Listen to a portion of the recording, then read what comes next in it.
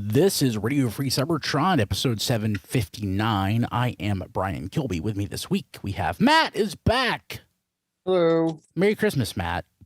I didn't Thank get you to tell very last much. week. Yes. Well, yeah, because I had family invade my home, so I'm sorry. It's family, there were you a lot like. of them. It's the ones you like, though, right? Hit and miss. Okay. That's a better average than I manage. I'm XV. Yeah. Rob, how are you doing? Not too bad. Very, very low key Christmas. No guests. Just, but the turkey breast I made came out perfect. So I got no complaints. So every year, not because of A Christmas Story, my dad, the last Christmas he was alive, caught our house on fire. And my mom, who was very sick and had been in the bed for the prior 2 years, had to be rushed out so that she wouldn't die from carbon monoxide poisoning or smoke inhalation. So that was on Christmas Day. So basically, the fire got put out. The house was minor damage. Thank you, fire department. Every year you set your house on fire. Every year we do Chinese food. So because that was the only thing that was available that day. So and everybody, you copy the Christmas Story. Well, no, but you know. No, you just had a little bit of Christmas Story in real life. Yeah. So I got Chinese with my brothers, and the place really sucked. So hopefully more places. Oh, that's a shame. Yeah. So it's the RFC group Chinese restaurant experience that you had for Christmas, as it turned out. Yes. Diecast is giggling. Diecast, how was your Christmas? It was good. It was nice. I got a Xbox mini fridge. Oh, sweet. So I was going to put that on my toolbox in the shop. Now I don't know what I'm going to do with it because I don't have a shop no more. Yeah, sweet. What you need to do is get yourself a van and then, put it in the van and just have that for your travels around the country. Yeah. Yes. There's Don, who is, I don't know what he's doing. Oh, I was getting something I forgot to show off for what we got this week. No, I had a lovely Christmas with my future in-laws in West Virginia. Did a really nice toy crawl at 80s Toys of Princeton. Posted a few pictures from there. Haven't been there, not that place, but Princeton, West Virginia in years. I drive through there every time I basically go anywhere. I don't think I've ever been there. Yeah, and like I said, I posted a few pictures. Didn't have any blasters yet. Did pick up something from the store I'll show, but just had a really nice Christmas with her folks, and then her, it was a nice Christmas. It was very low key. It was very nice after working retail to have a couple of days to just, I could have done without the bronchial infection. That wasn't fun, but it was a good Christmas. Sweet, awesome. Well. Last Christmas, gave you my heart. The very next day, you gave it away. Sorry. I managed to live 42 years without hearing Last Christmas or that Mariah Carey song. That one that people say gets played all the time. How did you never hear that? I never heard it. I never heard Last Christmas either. I love Last Christmas. It's my new favorite song. I can't get it out of my head. And the Mariah Carey song was not that bad, but I heard like 10 Christmas songs, way more than that, including the one from the one from Charlie Brown. That's like the sad kid singing. That gets played on the radio a lot for some reason, and at Walmart. I don't know. Alden requests that we throw something at you. Okay, that works. It won't. I don't think anybody's arm is that strong, but I'll put that on the back burner until the next time I'm in vicinity of you. Okay, that works. Yeah, I have your address. We can make it happen. Sweet. I will say that as a collective, at least in my area as a collective whole, we were able to actually decide that "Baby It's Cold Outside" is kind of sketchy at this point, and it's been sketchy, yeah. Yeah, I'm really glad that they did. I never heard it the first time this year, and I'm very happy for that. I heard it several times still. Yeah. So, man, there's a lot of stuff going on. I guess in sad news, and we'll mention this and then move on. I don't want to linger on it. It is really, really sad. But Derek J. Wyatt, who had a huge influence in the Transformers fandom or the Transformers, brand for a few years back, about 10 years ago, 12 years ago, passed away unexpectedly last week. Family hasn't shared details. It was unexpected, but it is very sad. And he made a lot of friends in the fandom. He hung around, so he was a fan, not just somebody who was, cashing a paycheck. He was the guy behind the look of Transformers Animated, and he had an oversized presence in the Transformers fandom, and certainly will be missed. Young guy too. He was around our age, so yeah, it's really hated to hear that. I know Triplet was especially shook up by it. He was texted me, and he just had this long text thread about it. I didn't want to overdo it on Twitter. I think I retweeted a couple of folks, but yeah, I'm just really bummed by it. I was introduced to him. I kind of retroactively found out about him when Animated started, going back to watching the first Ben 10. And he had a really great energy that you could see on the screen. And I think one of the reasons Animated works so well is they use the Beast Wars motif of a small core class of characters. Everyone got time to grow as a character, and it was just something magical about Animated that I think we would all be poorer for it if we didn't have it. Yeah, it was a great show, but more importantly, it had a great look. That was what he was responsible for. So thank you, Derek J. Wyatt, for everything you did, and Marty Geisenberg for your show running of Animated too. So it was Marty was the showrunner of that, right? I'm not. Yeah. Not forgetting that. As far as I know, Derek did contribute a lot to a lot of the auxiliary material that came out around and after the show that helped to flesh out the universe. So he did have a role in the world building of it in official materials during and afterward. But the showrunning was Marty Eisenberg, and he did the character models and the art design, production design for the show. Everything visual about it was really down to him. Yeah, just the most unique Transformers toy line ever. I remember seeing the promo poster or whatever you want to call it that came out in late 2007 before the show started, and just looking at it and thinking how are they ever going to make toys of that? Yeah, and I'll be completely honest with you. I had a visceral reaction to it. I just didn't like it to begin with, but very quickly I grew to love it.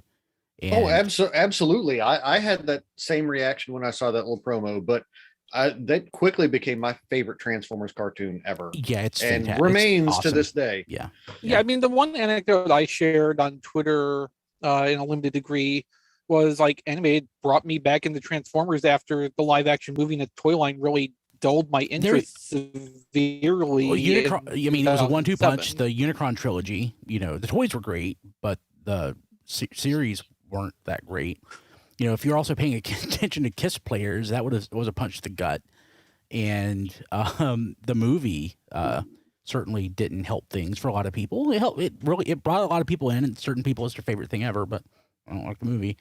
Animated really, it really saved Transformers. But I was specifically talking about the look. I had a visceral gut reaction to the look that I didn't care for, but I quickly grew to love it, and it's the most unique Transformers look ever, and I miss it. I wish we could go back to that in a way. Yeah, the look grew on me very quickly. Yep.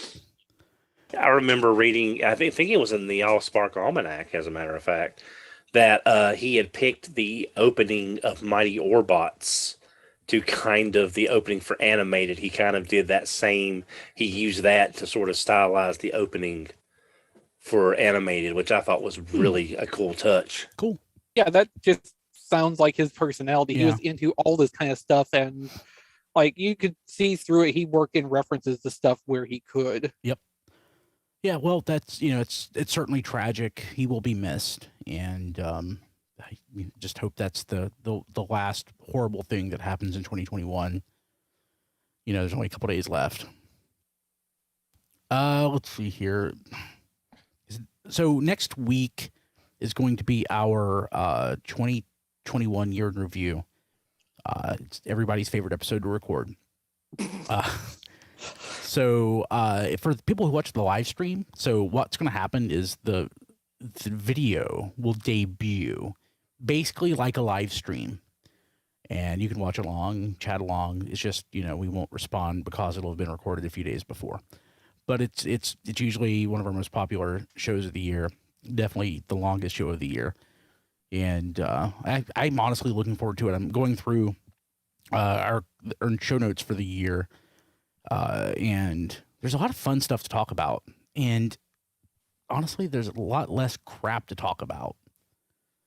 I think a lot of the stuff that we focus more on the news that we want to talk about instead of just trying to cover everything, because I think when people do a podcast, it's very easy to dwell on things that are negative, and nobody wants to hear that stuff. So we try to focus on the stuff that we're positive about, and that really comes across, I think, with the year-end review show, at least for the last several years. So I'm what actually you're saying excited. is we need to change this up and focus entirely on what we hated in 2021. No.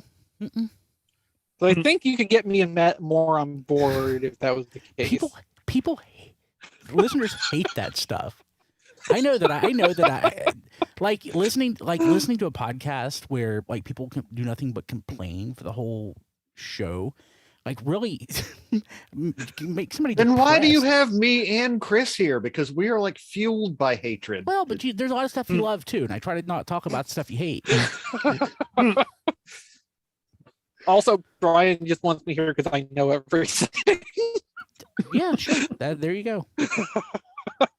Chris has a much better memory than I do. For now, I'm not expecting it to last much longer. I'm older than you are, so my memory started going probably about 5 years ago. I'm 4 or 5 years old. You're 5 years older than me. Yeah, there you go. I used to have a fantastic memory up until about I know. 5 years ago. Yeah, I know. Yeah. So yeah. So we'll see. Good luck. Okay. So yeah. Happy birthday to me. Yeah. So if you're watching if you're one of our live stream viewers again, it'll pop up. It just won't be live, but it'll we'll pretend that it is. But it'll be a few hours, so set aside some time for that. What else? Anything else? I think we're between plugs at this point in the year. Yeah. Because we're supposed to have an in-person toy fair next February, but it's too early to start pitching for whatever live stream. We have function we're no gonna do idea for what that's that. going to look like yet. And honestly, that could still be probably the plans change. Yeah, I'm expecting. Depending on I'm expecting it to. Yeah, so that's all up in the air. It's still too far out either way for us to talk about that for plugs. So yeah, and Hasbro has changed. And Hasbro has changed the way that they present information. So yeah, just in general. So we have no idea, and they do such a great job of releasing information slowly over the course of the year. Yeah. Yeah. So yeah. Okay. So let's jump to the news. What I love is I completely missed out on all these news items. I was looking for stuff, and some leaks happened. Let's see here. Oh, is there another one that Chris put in the show notes? I've got 3 items. So Autobase Aichi posted. Reposted. Reposted. I don't know who the original source for this photo is because I've only seen it from an admitted reposter and a well-known reposter that doesn't admit to reposting or usually credit original sources. So I don't know where to start out from. So it is Silver Streak, Blackguard, Night Prowler, and Buzzsaw. So of course, repaint of Waspinator, Cheetor, Prowl, that mold family, and Ironhide.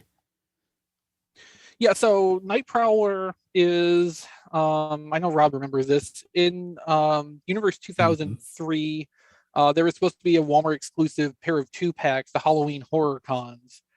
Those got canceled because Walmart overbought Transformers exclusives and couldn't sell them all. So they canceled a bunch of stuff that hadn't been delivered yet. Night Prowler was going to be one of those, a redeco of the original Cheetor toy. This isn't exactly the same deco, and it's on the Kingdom Cheetor mold, so that's a direct reference to that. We know via JT Prime, we can't see it in this photo, but it uses the regular Cheetor robot head, as opposed to using the alternate mutant head as seen on Shadow Panther, and it's branded as an Autobot. He actually provided a headshot of that in our Discord, tfradio.net/Discord, which I can probably go pin that so people can find it later. But yeah, please do. I missed it. yeah, it's just the regular Cheetor head, so like there's no mold changes on any of these. Silver Streak, I think, is probably the one most of us are probably looking forward to the most, because it's Diaclone Blue Streak. I mean, Silver Streak, Diaclone Blue Streak, and Black Ironhide are the two that I've been waiting on, and it's lovely to see them both. You can stop collecting now. Yes. Well, joke. He doesn't have Delta Magnus yet. Only half. I've come to the point a couple times. I'm like, man, I could probably stop. Yeah, I've had that a few Delta times. Magnus. Oh yeah, well, you know. Well, they could screw up Delta Magnus very badly, though. And they probably will. Yes. If they don't, once I'm on the far side of Black Zarek and Delta Magnus, I may be thinking about some stuff. I don't know. I've been trying to rationalize my collection over the last year, trying to figure out what I want to do, and I was making my list for this year of like my favorite stuff, and I was like, I didn't buy a whole lot of Transformers this year. Now that I think about it, there's things that I normally would have bought and that I did pre-order that I canceled the pre-orders. I'm like, I don't need those, and I'm proud of myself for it. jackpot. I have like 3 jackpots, not intentionally. I bought a decent amount of Transformers this year. I can't say how many I actually enjoyed, though. You know, I cancel. They lift can't all be tickets. tracks. Yeah.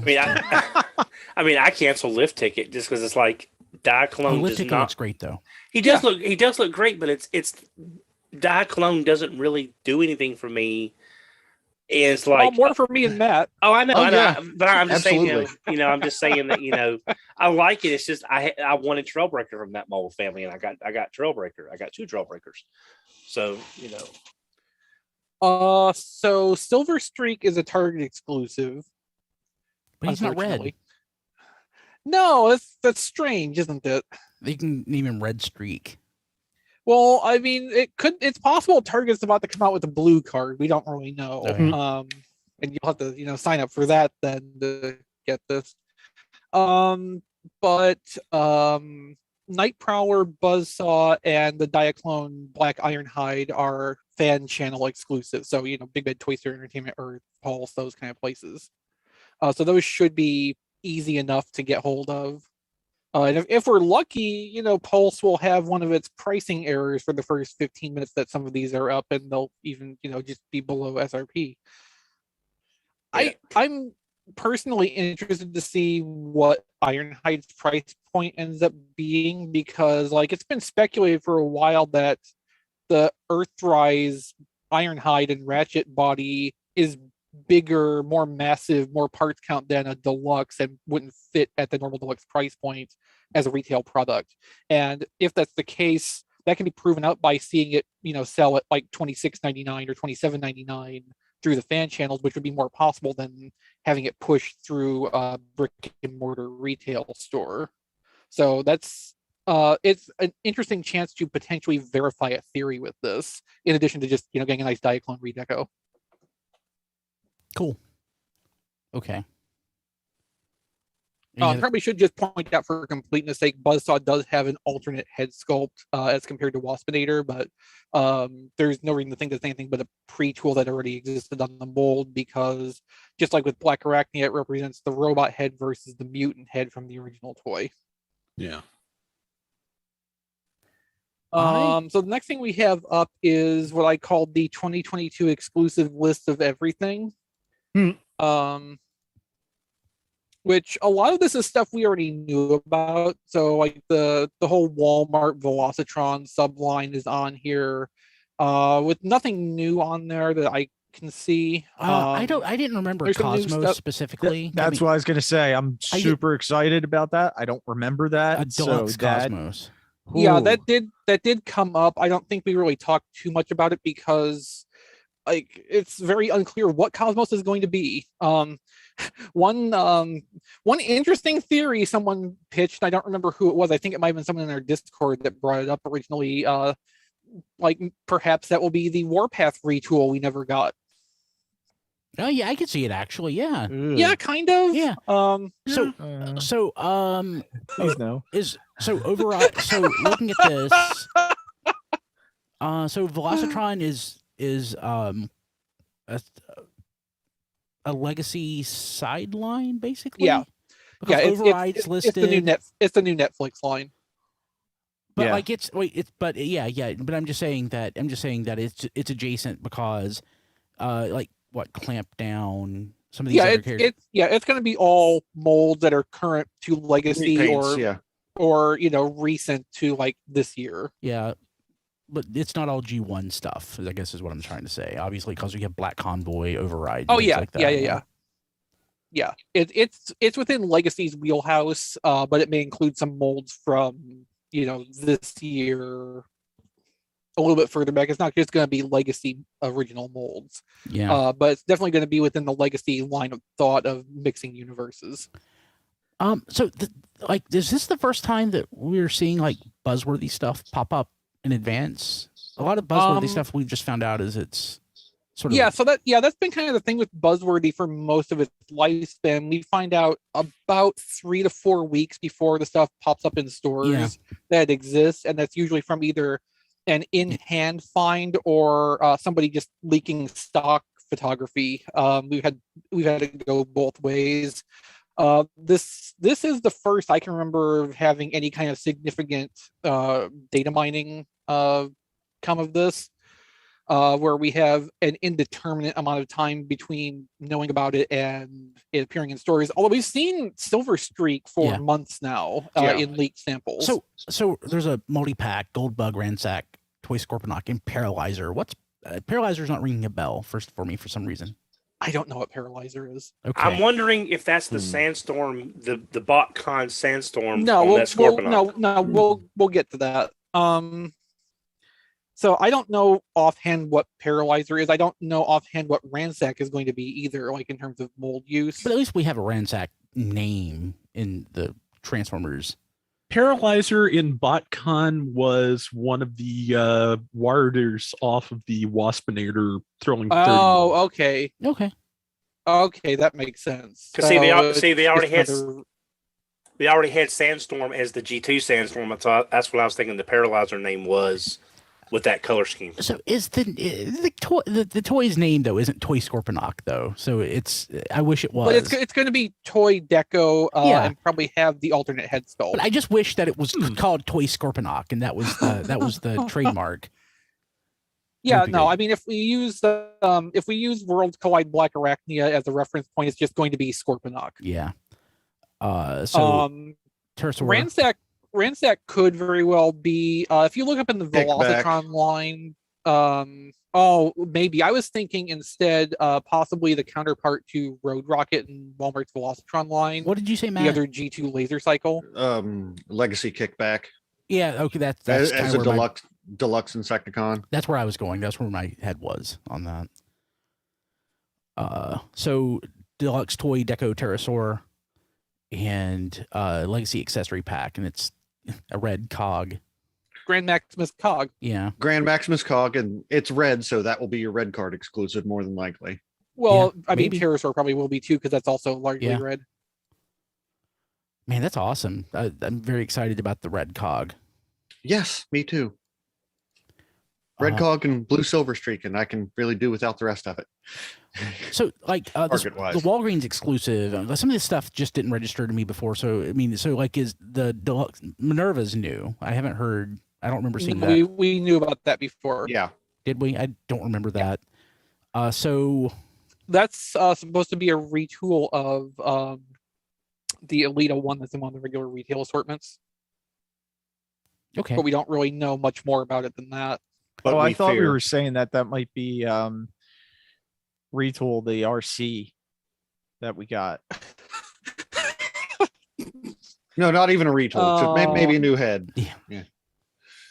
Oh no.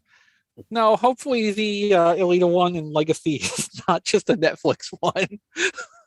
So Oh, Amazon, worst timeline. Ooh, Legacy- Amazon. Yeah, that the Amazon ones have me excited. yeah. So Yeah, so Impactor. Amazon's getting a Wreckers subline. That's going to be next year's version of like the Golden Disc collection. So Impactor, Twin Twist, Topspin, those are all existing molds. The jump starters are in the South American Saltman Saltman Z decos. Deco. That's going to Oh, be dang. awesome. Yeah. If I remember right from what JT Prime was telling us on Discord, like they're not going to be using like the red and orange one, which I think is like one of the iconic colorways for those. There's multiple decos for each one, Yeah. depending where they came from. Mhm. But you know, it's not going to be Topspin Twin Twist as such, but for people who missed out on one or the other of that mold, at least it's a chance to own that again. And those were some very, very good mold Titans. Yes, Yeah. they it's were. good to see those Yeah. in circulation again. Yeah. Impactor is just going to be a same character redeco of the Siege toy. It could be this is going to be the one that's like the most comics accurate out of them. So probably like not have the Decepticon logo on it and probably no battle damage this time. I was Hopefully. gonna say, did we because- have like 3 impactors already? Well, we had the Yes. we had the two, but it had a toy head with an Autobot symbol and a comic head with a Decepticon symbol that confused a lot of people. So And then there was a Netflix one. What's Leadfoot going to be? My best guess, just off the top of my head, would be Earth Mode Mirage. Yeah. I would be fine with that. Yeah, that's my understanding. Leadfoot is the Mirage retool. If this were Watch them Target- finally use the toy head. Yeah, it'd make it easier though if this were a Target exclusive and it could just be the movie Leadfoot. No one Springer, wants that. Springer is Yeah. also supposed to be a same character redeco of the Siege toy, probably again Okay. without battle damage. Oh, Oh, I've been waiting for that to show up somewhere. I thought Yeah. it would be Studio Series 86, but Curse Then you, there's Clean what's- Springer. What's listed on here is a Voyager Bulkhead redeco, which I don't know if that's going to be Bulkhead or some other character. And then the first of things that I figured would probably excite Dawn in particular, Legacy Deluxe Fractal, Yes. because you Yes. see in 2022 Hasbro is going to devalue all of your 3H Yeah. BotCon exclusives. So moving on to fan channel, because it kind of goes right into Legacy Deluxe Beast Warrior Sandstorm, which is the BotCon 99 exclusive Yep. redeco of Scorponok. Mhm. And then we have to kind of jump down farther on the list for the other ones. They're homeless basically at this point. They exist, they're in the planning, but don't seem to have a known retail outlet yet. But there's going to be Core Class Pack Rat and Voyager Antagony. So Pack Rat was what, 98? Sounds right. Now, Pack Rat and Fractal 2-pack were 97 in Rochester because that's the one year I Okay. couldn't go. Okay. Yeah. All right. So then Antagony was 98. Antagony, I believe, was 98. Yeah.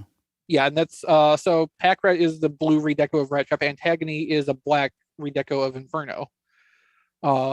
So 4 3H BotCon exclusives are coming along in the fan channel or other forms of fan targeted exclusives here. And we got Road Rage a while next- back too. Not Road Rage. The Rocksha character. What's her name? Night Racer. Night Racer. Night Racer. Yeah. That came out through Fun Pub BotCon though, didn't it? Yeah. Was it? Yeah. That It was was like an attendee toy or something. Oh crap! I thought that it was a retail or a fan channel. I guess never mind. That's what that is. Okay. Okay. And then the one Matt's gonna have to buy 2 of, And Dawn, and me. the Titan class Guardian robot. Yeah. you Yeah, know, yeah. I wish that was a joke, Diecast, but it's totally not. Yeah, I think- so that was the Easter egg for us from that Hasbro Q&A event, this most recent one. It was on the one guy's screen, Mark. Yeah. Yeah, I would really. I wish the third party, has done their blue Guardian robots. back then, so I won't have to worry about this. This will be But- cheaper, probably. Oh, I know. Yeah. I will. Oh, Yeah. I know. Well, I'm just saying. I'm just saying to go with my fans project Omega, but yeah, I'm really looking forward to getting that in the it's Pipes colors, the blue and the white, pretty much, which ought to be pretty nice. I'm So- hoping that this is setting a precedent because we got, Black Zarak this year, last year, however you want to. We're going to get Titan Guardian Robot. So maybe we can get an orange Devastator since that I was mean, a Titan figure. I That mean, would be nice. Yeah, I mean it's very. I It's would very buy They that. do yellow. yeah, it's I very- know they would. they do probably yellow would. first. Yeah, it's very Nice. possible that we're looking at that Omega just because some of these Titans don't have a lot of repaints. Yeah. But it's also a remold or recolor they can do in between the heavier retools like Black Zarak. So we might be looking at, getting something that's more heavily modified like Black Zarak from Scorponok, a more straight recolor like Brian might get a Metro Titan out of. I have a G1 Metro Titan. I don't need it anymore. Yeah, well, I mean, yeah, that's wouldn't kind of I don't. I wouldn't mind a Metro Titan, given that I never got the Yeah. Metroplex mold. So Well, I could so- be foolish enough as to buy that. Yeah, so I mean, like, almost all the Control, live Titans with that all they've these made, Titans. almost all the Titans they've made have some kind of recolor potential existing with them. The only Mhm. ones that really don't are Predaking and the Ark, and they kind of built in the idea with the Ark using the collector card sticker things with the Kingdom toys, introducing the idea of the Nemesis Ark. I think that would probably be fairly low on their list of things to try to actually produce, but there's Metro Titan. Hasbro could theoretically release their own version of Grand Maximus if they wanted to go for that. I don't think I the was thinking Cybertron about that Metro- with Red Cog. Yeah, exactly. I don't think the Cybertron Metroplex really has any kind of clear built-in redeco potential, but that would be a couple of years off at least. That's the one they'll repaint into Metro Titan. And I would get that version and that version only for the humor value, I think. Yeah. I mean, I would at least like to see what that deco would look like on that body style. For my part here, like, I've canceled Black Zarak and I'm going to get the Guardian Robot instead. Like, of those choices, that's much more what I would want to have. So I saw people are getting Black Zarak Mhm. already. Where's he shipping from? The one person I saw who has it already is in the UK and Yeah. probably got it through one of those channels because they have different freight routes. Well, that person to who get that also stuff the from person who got it Southeast Asia. is somebody who I don't want to say collects aggressively, but he collects aggressively, and I really appreciate seeing the stuff that he gets. So goodness knows where he got it from, but I do enjoy seeing the stuff that he posts.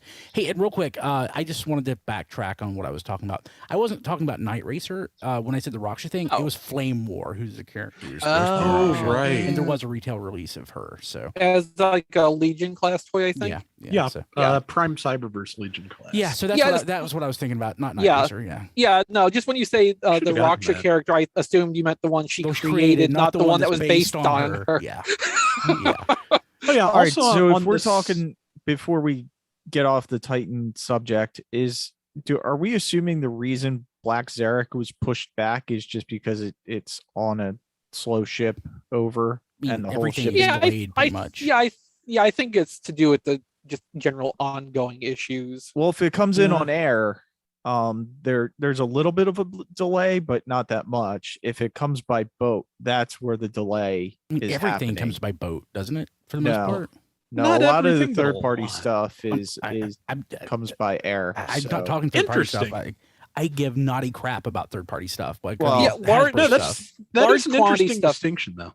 Yeah, large quantity stuff like stuff Hasbro be bringing in to be on a boat. Yeah. And one thing, Hasbro's people themselves have talked, I'm pretty sure, about the cargo ships moving the stuff. Yeah. So But your artisanal small batch IP theft can come in via air. Yeah, there you go. thank you. but The but one thing Hasbro Pulse, did we talk about that? The Legacy Pulse concept? Well, we'll get to that, but let Don have his thought before we Yeah. go back to the list here. oh no, it's just nice. Even though I am looking forward to Black Zarak because that's an absolutely gorgeous looking figure. Yeah. But it's also the first piece with the legacy branding from what I've seen on the packages. So that would be the first. That and lift ticket, yeah. And yeah. lift tickets being shipped from Entertainment Earth right now. I've been made to understand. Sweet. Oh wow. So back to the list, we still have some fan channel stuff I want to go over here. Because I kind of skipped from Sandstorm on there down to the other BotCon updates just because it fit the theme. So Nightprowler and Buzzsaw we talked about earlier. DK3 we figured out I think was the Blue Trailbreaker, the Diaclone Blue Trailbreaker. Yeah, I was just looking that up while we were talking about other things, and that's what came up for that. That was part of the US Diacron line under that serial number. Yeah. It's not the first we've heard of this. We've gone through the research on this before, which is why I was able to recall that so quickly. The guard is the black Ironhide. Lift ticket we were just talking about actually shipping now a little bit. And something I know Matt is going to be interested in selects Voyager Cyclonus' Armada, which is supposed to be toy deco Cyclonus. Yeah. Oh geez, I kind of want that too. Yes. Yeah, you can have two trios, retail Galvatron, retail Cyclonus, Studio Series Scourge, and then selects toy Galvatron, the sweep, and then Cyclonus' Armada for your toy representation. I really hope they nail that nice deep dark purple of the original toy. Yes, that's going to be terrible to try to photograph, I'm sure. And then so what Diecast was trying to get to, Legacy PulseCon set, which of course will be a Hasbro Pulse exclusive, Deluxe Orion packs, and Voyager Alpha Trion. Does anyone not think that's going to be Cup and Scourge? We already know. JT Prime spilled that one. So yeah, that's what it is. That's cool though. I'm not complaining. I think they will work quite well as those characters. Yeah. I won't mind having that mold as Alpha Trion because I'll have no interest or need to transform it, which transforming Studio Series Scourge is my least favorite part of Studio Series Scourge, besides what the robot looks like and what the alt mode looks like. I don't like Studio Series Scourge. I don't hate it. I don't understand you, sir. I just prefer the Titans Return one much more. Yeah. It's so simple and straightforward and looks the way I want it to. Yeah. Like I'm sure we talked about this back then, but do you feel like it's safe to say that Studio Scourge is more the animation model and Titans Return is more based on the toy? I would say, yeah. Yeah. I don't know if we ever had that conversation directly, but yeah, I think you're right about that. Yeah, and just I know it was kind of a goofy looking toy even then, but I always kind of like the look of it. So yeah, I kind of like the Titans Return Scourge myself. I mean, of course, my favorite version is the Legends release of it that had more color variation, but the Titans Return one makes great sweeps. Oh, yeah, which is why Titans Return is better. Which is why I have like 3 or 5 of them. I can't remember right now, but I have many of the Titans Return Scourge because sweeps. I can't really do that as easily with the Studio Series sweep, being that it's $32 each. Yeah. And when the Titans Return Scourge came out, they were $13. Yeah. So little bit of a jump there. Yeah. Okay, so that's it for that list and topic. One addendum to that though, we have a DPCI for. Oh no, we talked about like Titters or Toy Deco. Never mind, I forgot that came up in 2 items. Okay, so the last thing we have from this is a big leak of the Rise of the Beast toy line. Are we still doing code names? No, this has been mostly decoded. Okay. So apparently these are in whatever system with a release date of April 1st of 2022. Wow. Yeah, so that may be, old information. What was the original release date of the movie? Yeah. The movie was supposed to be like June of 2022, I think. Okay, So we knew the toys would still make the same time frame that they were going to. We highly suspected it. If they've been manufactured, yes. Yeah. Anything that's been manufactured already will have to get released because it's going to cost too much to warehouse them. If they were able to get with the factory and tell them, don't run these molds, don't run this order, we'll come up with something else to fill that slot with for you or whatever the case. It could conceivably be delayed until closer to when they think the movie's actually going to come out, which I think is like middle 2023 now. But yeah, so right now this is the date that's still attached to these. Whether that is still actually in effect or not remains to be seen, and it's going to be unfortunate if it is, because the entire toy line will have gone to Ross by the time the movie comes out. So, honestly, though, one thing I wanted to mention, like Shang-Chi was delayed, right, a couple of times, if I remember right. I have no idea. Because of COVID. So, like, that's a pretty good example, because those toys came out, the Marvel Legends toys came out a while before the movie did, and they basically shelf-warmed because there wasn't the multimedia thing to go with it. And I honestly had no interest in those toys, but once I saw the movie, I absolutely loved it. And I would have, loved to have been able to get those toys. I think I could on clearance, but yeah, we just see this stuff happen all the time, and it sucks. Especially lately. Yeah. Yeah, it's going to be unfortunate to see a Transformers movie toy line get G.I. Joe'd. Yeah. Retaliation specifically. Okay, so we have a Battlemaster assortment, which some of these share names with things we have in like Generations. I don't know if they're going to share like a functional concept with them, or if it's just recycling category names. So Battlemaster Optimus Primal may not turn into a gun for a larger toy, for instance. It may just be how they're categorizing, a $6 price point or something like that. He turns into exploding bananas. Well, damn it, Don, I'd buy that. Yeah, me too. Give me crazy stuff and I'll buy it. That's why I bought so much of Revenge of the Fallen's toy line. That was just weird stuff. So in Battlemaster, you have Optimus Primal, Cheetor, one code name that hasn't been figured out yet, which is Crescent, Air Razor, and Rhinox. There's a Beast Mode Bumblebee that's listed all by itself. So that might be some kind of a feature toy rather than an assortment. Like a one-off kind of thing, like the Power Charge Bumblebee from the last couple movie lines. How many photos do we have of characters from Rise of the Beast? There was a media preview of some of this stuff, wasn't there? We saw Cheetor, a couple other things. We did? Okay. Well, I'm just not too excited. I have to say, I'm just not excited about these toys at all. It's, so I'll shut up. In Power Combiners, which we think is like the Crash Combiners for Cyberverse. Or Power Links or something. They're being sold as 2-packs, so it seems like it's going to be the same kind of toy as what we're seeing in the Revenge of the Dinobots or whatever the current Cyberverse sub-branding is. 2-pack Optimus Prime, 2-pack Bumblebee, 2-pack Wheeljack, 2-pack Scourge, 2-pack RC, 2-pack Optimus Primal. Like the most notable here is just that there's only one Beast character in this assortment, where the Battlemasters was mostly the Beast characters. Power Alliance, which is listed here as otherwise known as Weaponizers. And again, no clue if that's going to be the same kind of weaponizer functionality we know from War for Cybertron.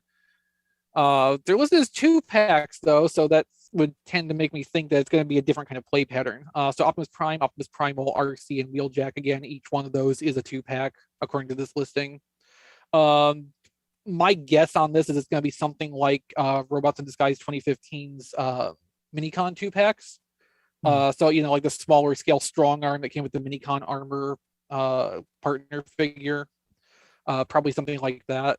Something called Smash Changers, which sounds like a lot of fun, with just an Optimus Prime listed. Battle Changers, no details on that. Bumblebee, Mirage, and Rhinox in that assortment. Power Step, which is apparently the same thing as a 1-step or, the simplest level of transformation. No characters listed for that or any of the following ones. Spark Racers, Spark Chargers. There's a roleplay basic mask assortment because we get that with every movie now. This one I don't know what to make of. Core Boys Deluxe Class. kind of sounds like an adjacent deluxe price point that's not Studio Series, so it might be something analogous to deluxes in Cyberverse. And that would make an amount of sense since this line probably will be replacing Cyberverse at retail. Because Cyberverse was supposed to end months ago, and they did the Dinobots Unite to prolong it. I guess until they can get the movie Toyline going, and also to get the last bit of Cyberverse media out there, which they did through their YouTube channel. And then the last thing on here is a 2-in-1 masked Bumblebee. Which, I mean, my guess for that would be something like we saw like a higher end Bumblebee mask with a lot of electronic functions that had the battle mask that could come down over it too. This might be something a little simpler than that. It also could be there's a beast mode Bumblebee on here. So it might be a mask that is like the standard Bumblebee face and can turn into the beast mode detailed robot face, because there probably will be some visual difference with that. But yeah, if the April 1st release date for these holds out, look forward to seeing a ton of this stuff not going anywhere at your favorite local store. Yeah. So I'm going back. So this is something that I was reading through our year-end compilation for next week's show, and there was a media preview back in June, and it was mostly sites like or outlets like Variety. I think Ben Yee was there, maybe the Wiki. I don't think that they were able to show any of the video or photos that they saw, so really not much in the way of character designs made it out from there, but some descriptions did. And the general thought was, or the suggestion was, that they look really similar to like concepts that were produced for the last night. So when those circulated before, I guess we can sort of expect those characters to look like that. Makes sense to reuse those assets. So JT Prime's actually in the Discord right now and is filling in some details. Crescent isn't the code name. It's a new character. The code name for Crescent was apparently Skull. And there is also a deluxe assortment listing. So that includes Mirage, Airazor, Wheeljack, and Nightbird. That's the Core Boys deluxe assortment, I believe. Nightbird? Nightbird. I like that. Also Nightbird, Bumblebee, to the surprise of none. Yeah. Nightbird is the Porsche character, I think. I was hoping that she was a bird. No, the Porsche is Mirage. But we've seen the car that Nightbird is. I was hoping that Nightbird would be a Beast Wars character, and she would actually be a bird, like Airazor's sister or something, and a ninja. A ninja bird. No? Okay. Well, I mean, that would be kind of cool because remember in the BotCon, they had the two molds from RID Speedbreaker. That was the two sisters, Roulette and Shadow Striker. Yeah. Mm-hmm.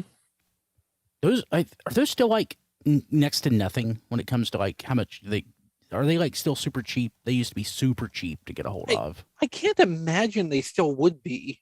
I mean, but comparable to other things from the era. I mean, maybe. Yeah. Like I would imagine at this point, probably among the cheapest of that era of stuff would be the Sideswipe and Sunstreaker made from the Prowl mold. Like those are so well past having been made redundant, except for the purposes of BotCon exclusive collecting. Interesting. Okay. Cool. Okay. Yeah, Blade Raider points out Airazor and Nightbird are in the same toy line, and Nightbird isn't a repaint of Airazor. Shame, Hasbro. Shame. Yeah. I know, it just makes perfect sense.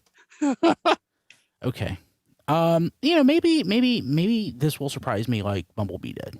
But like, I'm willing to look at the Core Boys Deluxe assortment just because like where they've gotten with the Cyberverse Deluxes has gotten pretty good the same way that Robots in Disguise Warrior class did after the end of the first year. So like I could be up for some of what's in that, but like I've never really gone in for the gimmick toys, and Studio Series actual movie toys more often than not are just kind of disappointing to me. Like Studio Series 86 is the most I've enjoyed Studio Series. Oh yeah, definitely. Basically since it started. Sorry, movie fans. Sorry, G1 invaded it and made me actually like it more. Yeah. Okay, so anything else? Nothing news? No news? I think that's all the leaks that happened in the last 7 days. So Thank you, JT Prime. thank you.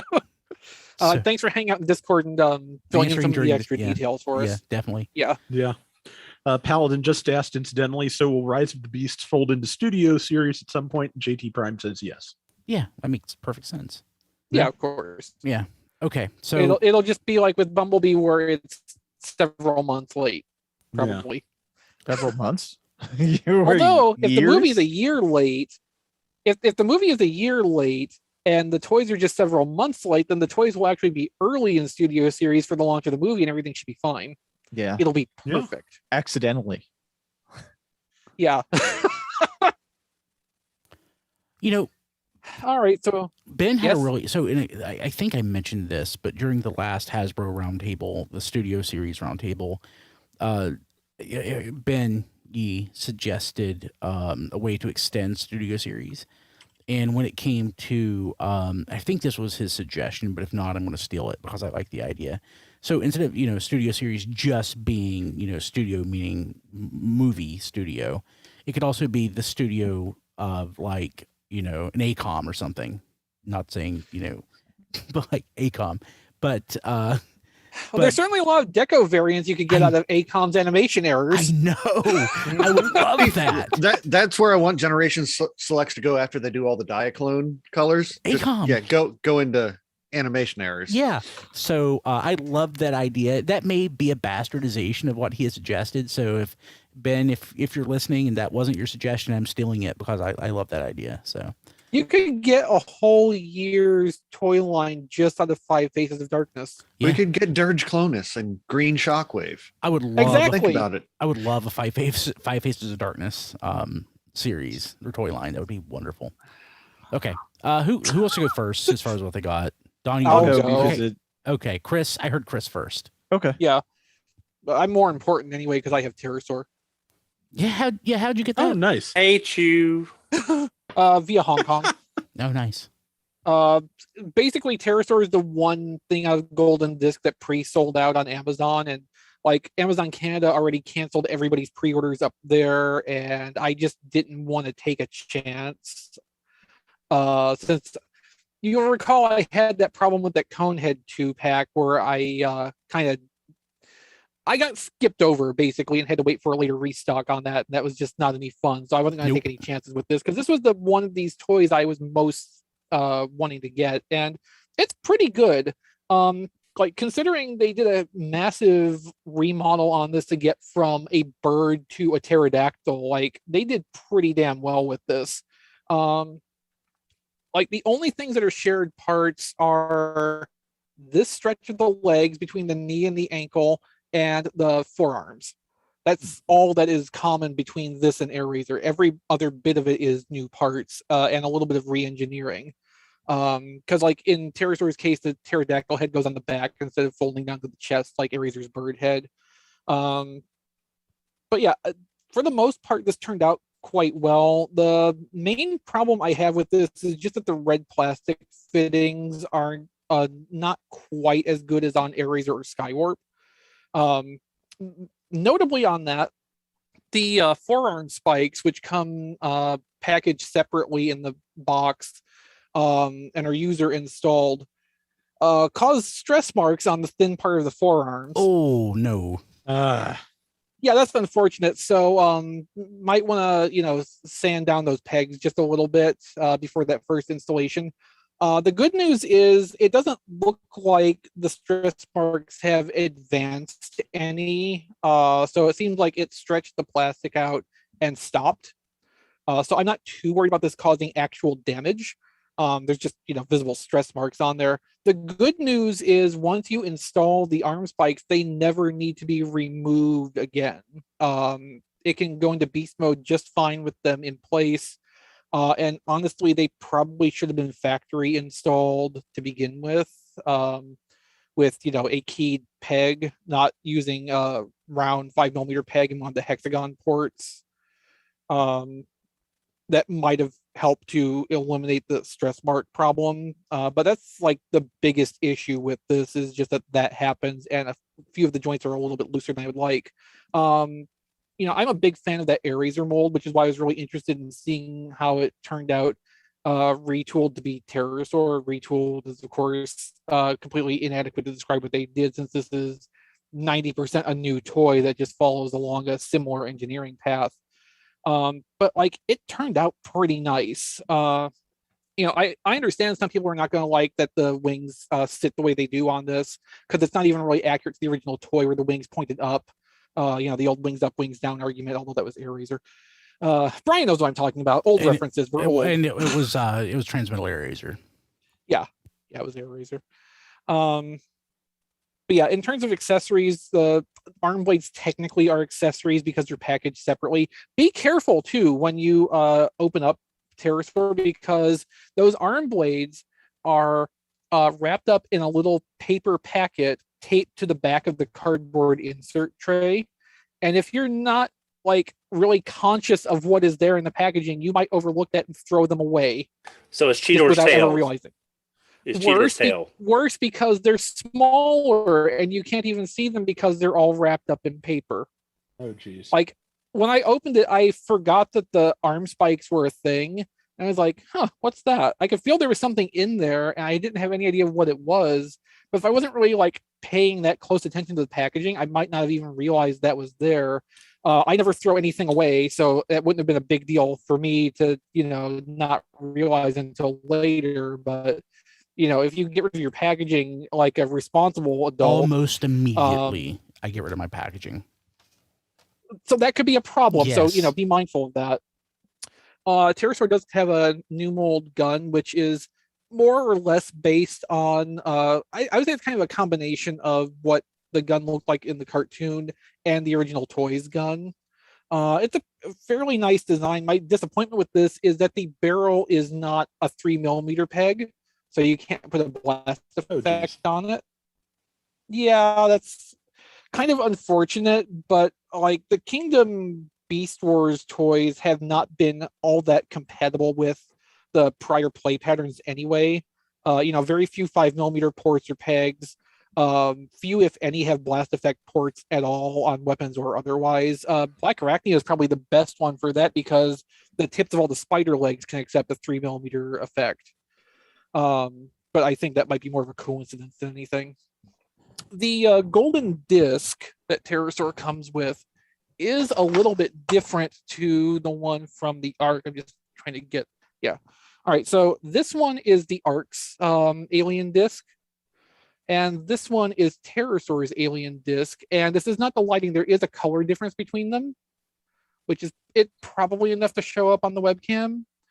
And while all the details on them are identical, like, it's all the same Vox and everything, I want to say that Pterosaur's is its own distinct mold, because the details have like deeper relief and are like sharper than on the golden disc version. And like, as far as I can tell, both of them are painted, so it's not a matter of like paint softening the details on one versus the other.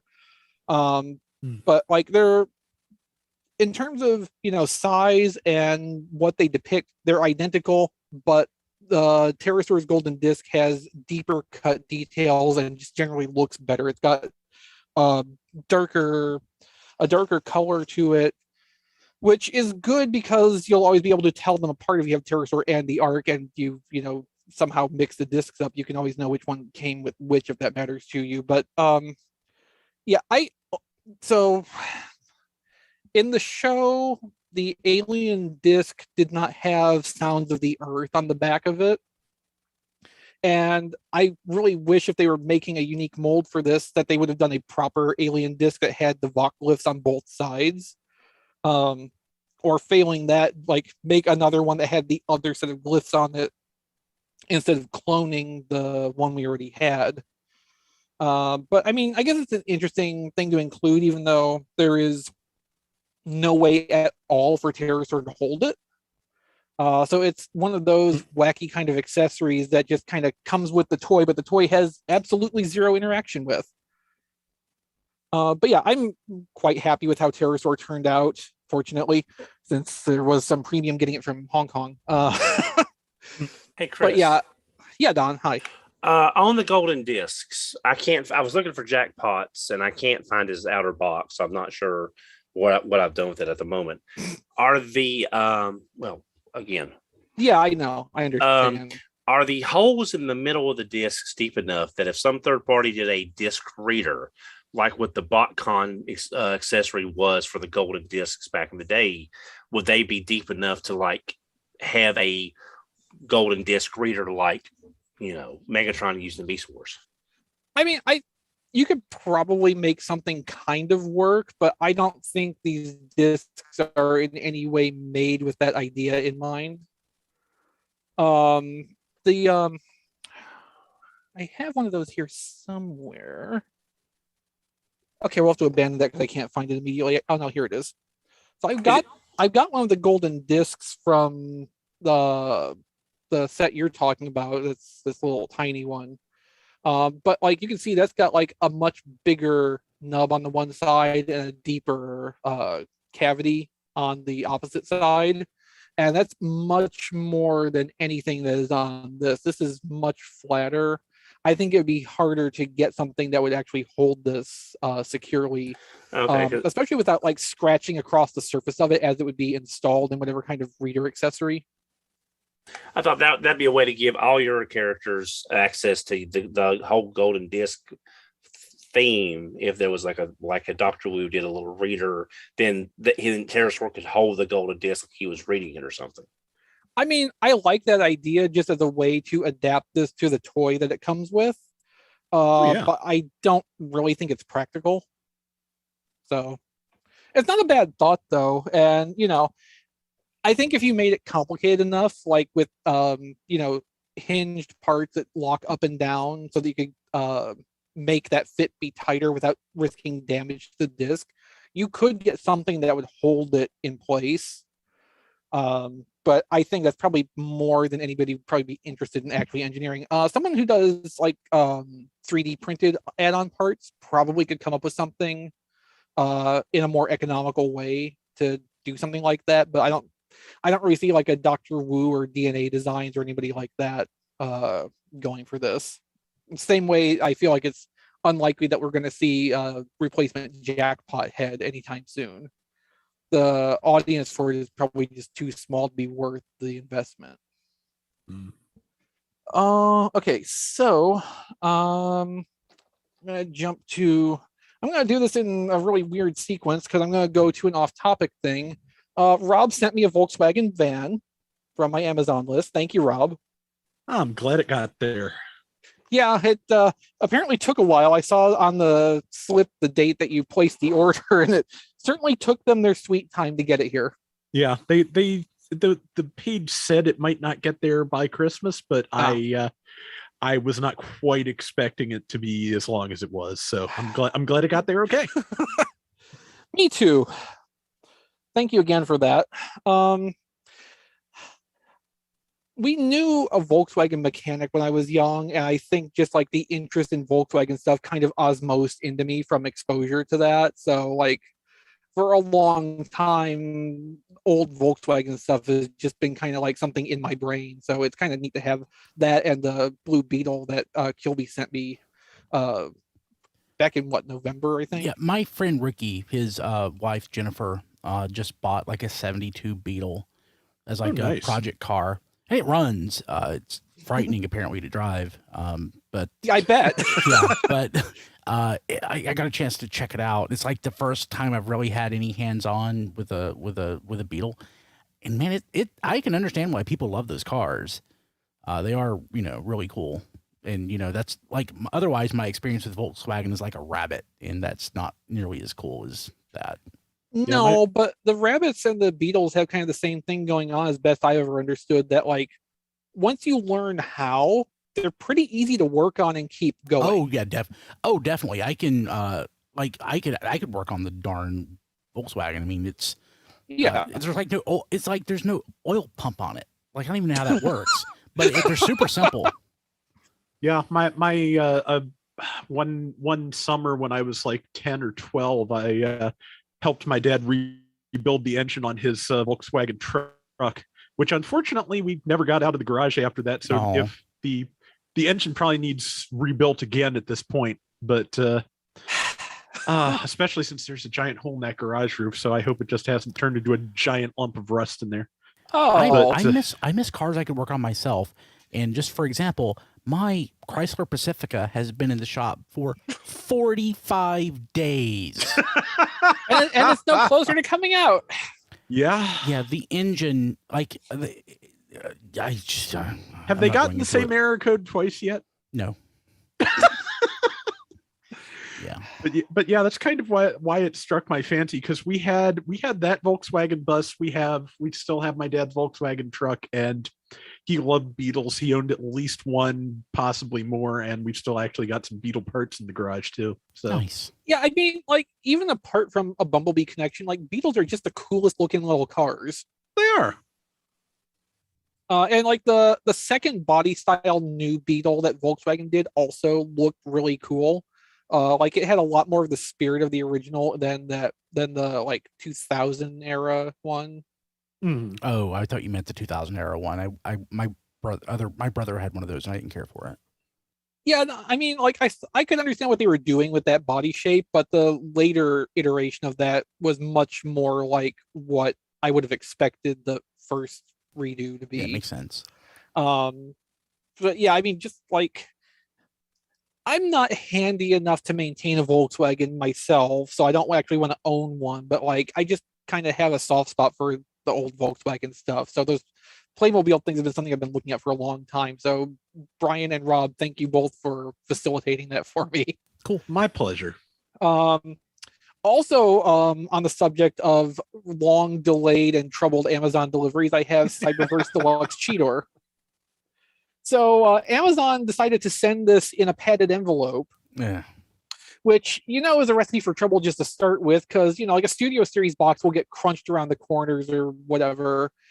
But Studio Series box, at least up until January, has had, the plastic tray inside. They're completely structurally sound, so they resist crushing quite a bit.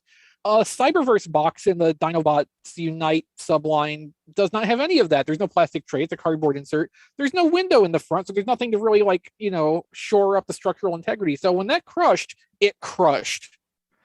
So I got to have a nice 30-ish minute chat with Amazon customer support between their automated system and the automated system was actually helpful and offered me no return refund. And as soon as I said yes, it went, "Oh, there was an error. Someone will be with you shortly." And then the person that hopped on was like, "Oh yeah, we can help you with this. You'll need to return it." And it's just like, "Oh no, I've already agreed to the no return refund that your system already offered me." So that was the next 15 minutes getting them to honor the offer that was already made to me. But yes, so for my semi-crushed Cyberverse Cheetor, I have it for free now, and fortunately the toy was not damaged. Good. I had not opened it by the time I got on with Amazon customer support to determine that from it, but I got unpacked and everything seems fine with it. Hopefully they also did what they said they were going to do and put a note on my account to not send me things in padded envelopes anymore. We'll see how that goes in the future. So Cyberverse Cheetor is, do you remember in 2019, there was it was exclusive to Target at first, I think. It was the Cheetor that came with the battleship armor, like a little scout-sized Cheetor. I've got it somewhere, yeah. Yeah, I had one of those for about half a day, and then I returned it because it was kind of awful. This is very much in the same line of engineering. It's a little bit more complicated. I think that one used the robot arms as the front legs of the cheetah, where this one has discrete for both. But like there's definitely similarities to how these are engineered and put together. For the most part, the Cyberverse Deluxes in the last like year and a half have been pretty good toys. This one's a little bit more of a throwback to the earlier ones, but it's not. The plastic feels better for one thing. It feels a lot more like, well, the Robots in Disguise Warrior class, I think, is the best comparison still to this. This is kind of neat though, even so. Like the beast mode is a lot more filled out and holds together pretty well, although it was kind of a learning curve to figure out how to get the arms and everything to fit together to make the beast mode correctly, because it's not quite as simple as you would think to look at it. So like there are improvements from that from their original effort at making a toy of Cheetor, but like the most interesting thing about this is just the battle armor pieces that you can put on the beast mode. Some of which I have to believe that it's like direct references to Beast Machine's Knight / Cheetor because of like the way the swords stick out from the shoulders and the claw covers. Like it just really, really puts me in mind of what that looked like. And like probably if they did a black and orange redeco of this, I'd probably buy it anyway, even knowing that it's not the best Cyberverse Deluxe out there. But like, just if they made the reference more like overt and intentional, I would probably buy this again. But no, I mean it's much better than that battleship armor Cheetor. I don't want to toss this in the garbage like I did with the other one. And a deluxe class Cheetor from Cyberverse is something I wanted since I watched season 2, because I really liked season 2 and they made Cheetor a pretty good character in that. So it's not the perfect toy, but it's pretty good. And then in other crushed shipping from Walmart from their clearance last week, I got Reissue Beast Wars Cheetor for about $7. And while this didn't come as damaged, I guess it is still crunched. Did I go over mine last week? What it's happened? Crunched on. I don't. No, probably not, because I think we bought all of ours on Wednesday night last week. Oh yeah, okay. Well, mine. But yeah, so it's an ordeal. This is crunched on the top. The bubble is actually split, broken on the bottom corner. The toy is obviously fine because again, this is all like plastic inserts and stuff, so it's got some support to it. Obviously, I'm not really in any hurry to open this, but it's also a little bit too damaged to just say I'm going to leave it on the card. So eventually, I'll crack into this. I've had Beast Wars Japan Shadow Panther for years and years, so I had experience with the mold before. This is my first Cheetor off of the original mold, though, so that's novel at least. And I'll end up buying Tigatron too, probably. On that subject, I didn't cover it in the news, but in Canada, Walmart are getting stack bases with Transformer stuff, including reissued Tigatron. So those are in the North American distribution system at this point. I mean, it might still be a while before U.S. Walmarts end up seeing any of those, but it's closer now.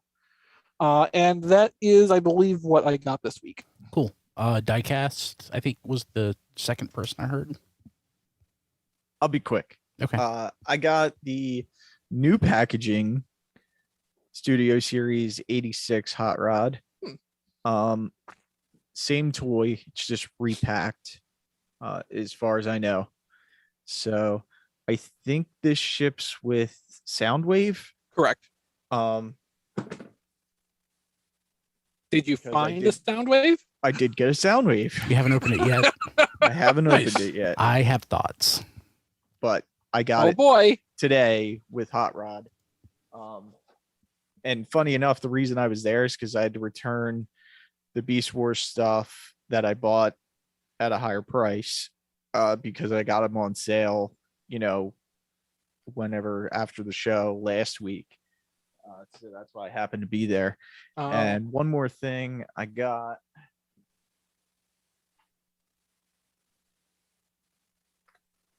I got the Robot Paradise or FansToys tapes. Oh. They're not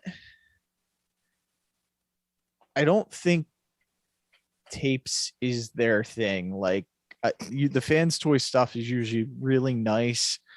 The tapes are just okay.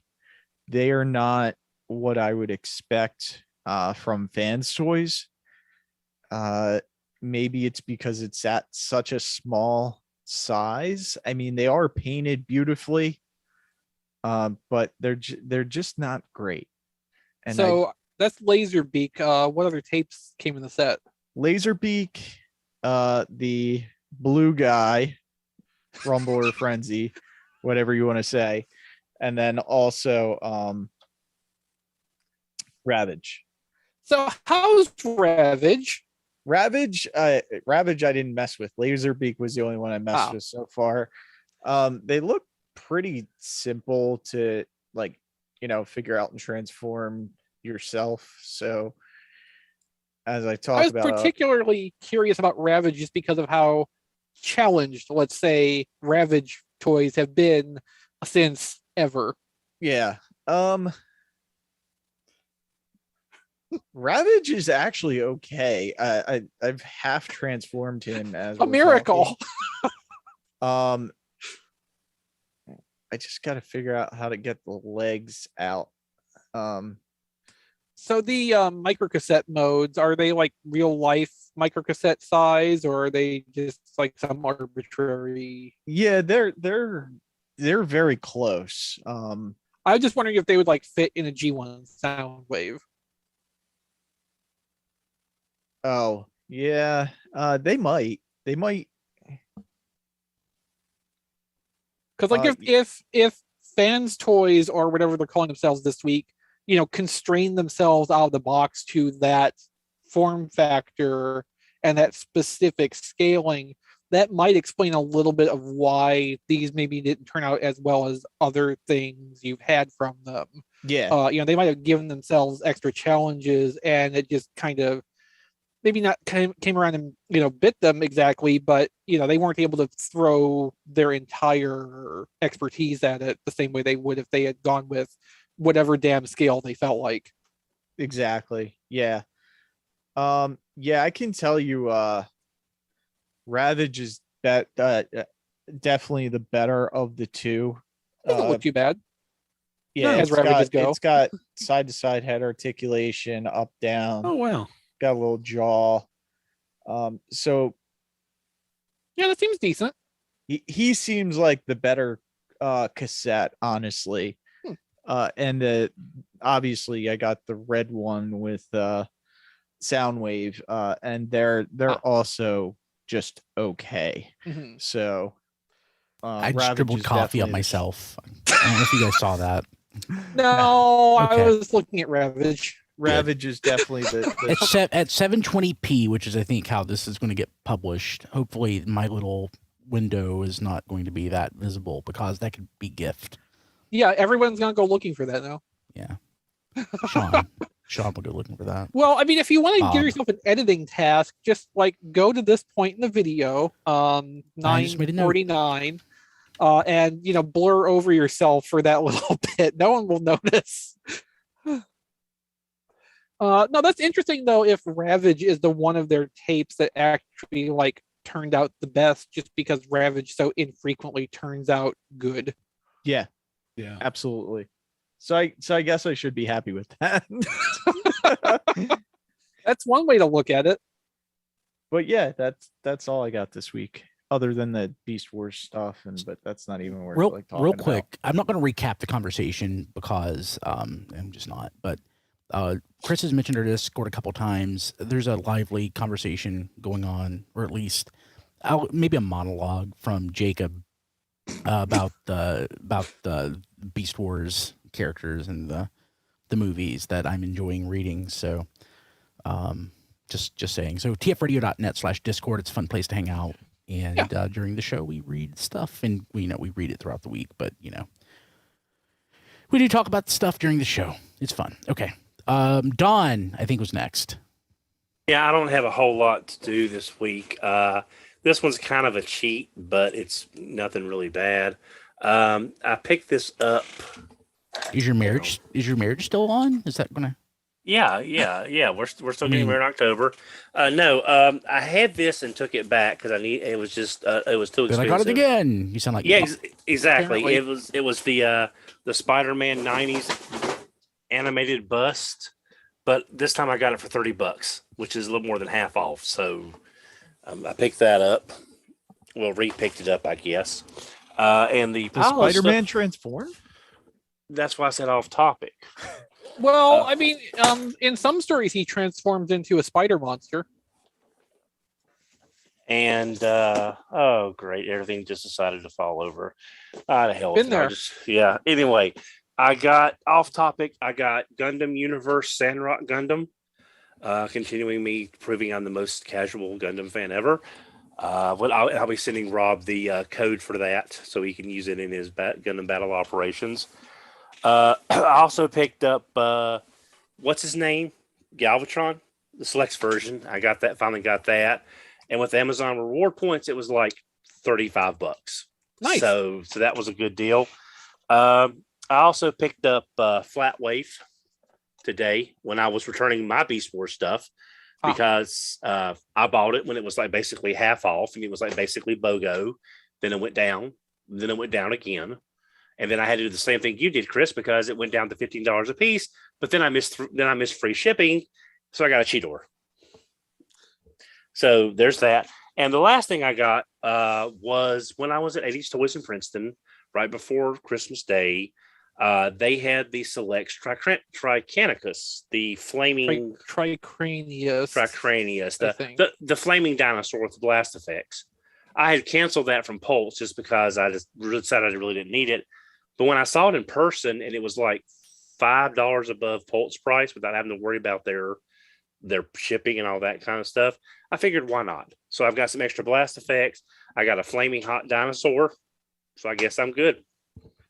Yeah, sure. Oh, okay. Anything else? Anything that didn't fall on the floor? No, everything fell on the floor. That's it. That's enough.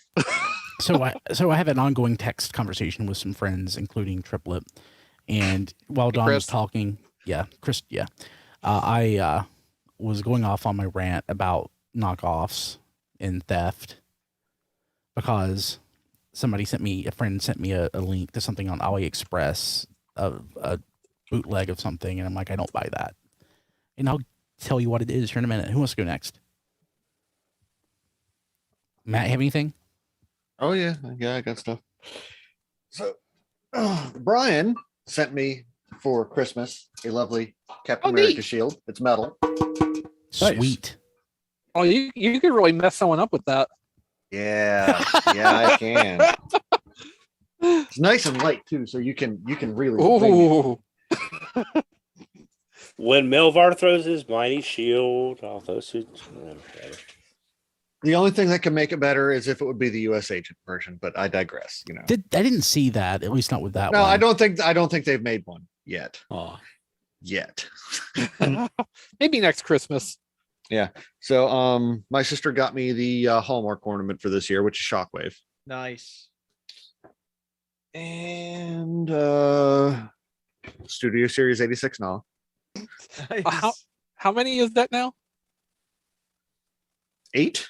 Okay. And I got some Marvel Legends for Christmas as well. So I got cleaning up the supervillains wave because I needed like gift ideas for people because I tend to buy things myself. So I was just like, yeah, sure. Yeah, I don't have the Hood or Dormammu yet. So I have them now. Nice. And along with those, I got Legion because I actually just, think he's an interesting character, and Morph because he was on clearance.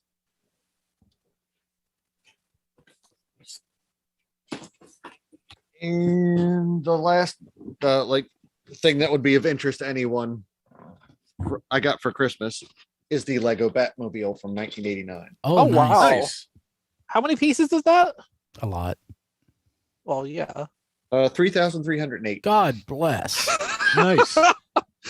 Well, between that and the Titanic, I think your New Year is pretty much filled. Yeah. I mean, you did get probably the second best Batmobile they've ever done. So, Oh no, it's. I mean, What was the well, best Batmobile? 66. no, animated. I mean, Did I they, just had. did, I they, have. did they do I a don't Lego know. animated Batmobile? No. I thought they did. I don't remember. seeing that. I don't think they've done anything So that Don size. No. Don confabulated when he not only did he can make it up, he made it the best somehow. No, I'm just saying I like that Batmobile the best. I like the 89. Oh. You know, the 88 Batman. Whatever. I like it for Batman the Animated Series, but like it's actually toward the bottom for me for Batmobiles. It's probably the best like TV Batmobile. Yeah, it's fair. Although I mean, like I unapologetically adore the '66 Batmobile just for the style of it. But like, It's yeah. gorgeous. Yeah. Anyway, sorry, Matt. Please continue. Good. Oh, sure. Acid Now reflux. you Acid have a big long reflux. pause. Acid reflux. Sorry. Oh, been there. Condolences. Yeah. So yeah, I've got a while to go on the Titanic before I can start on the Batmobile. I'm only under the second smokestack. I started at the front and working my way back. When I said your new year was full, I meant the entirety of 2022. Yeah, I'm actually making pretty good progress. That's But good. so that was Christmas stuff, and now we're down to just stuff I got for myself because of, Yeah. Well, like I said, I was reaching for Christmas presents, but I got my Puffer and Road Ranger. okay. Love them.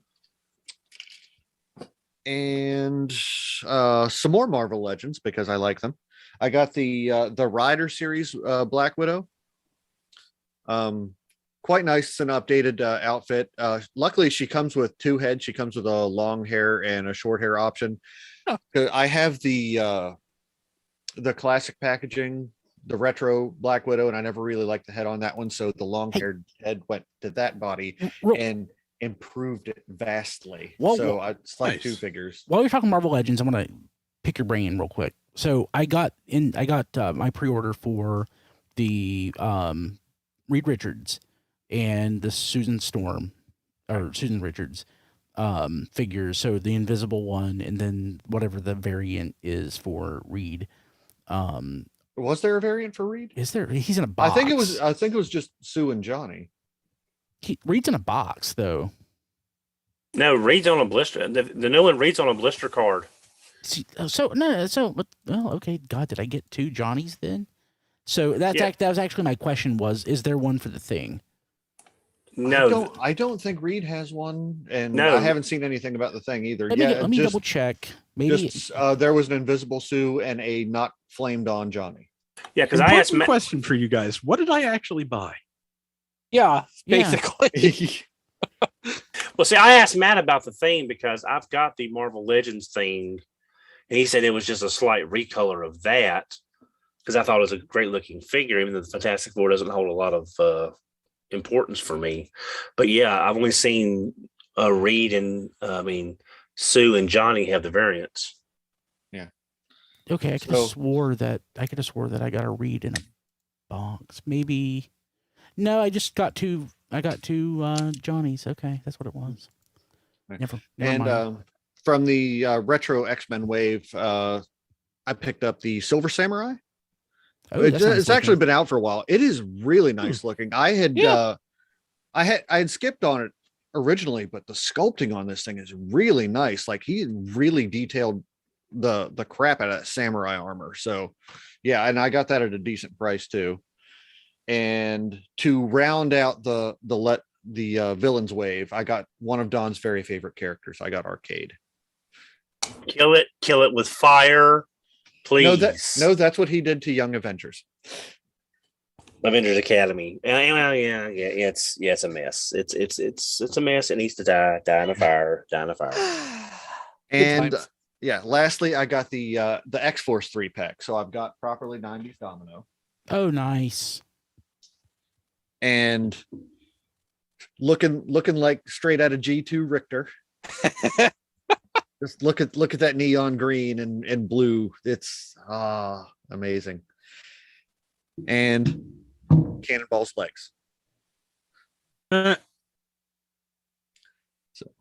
Oh, that's So right. it's more That's more right. like a 2.5 pack. Well, Well, that's I what- mean, it does come with the torso, but that's not okay. important. So, Cool. Okay. Anything else? No, that's all the stuff, even remotely tangential to the show. Wow, I was expecting another gnaw to pop up.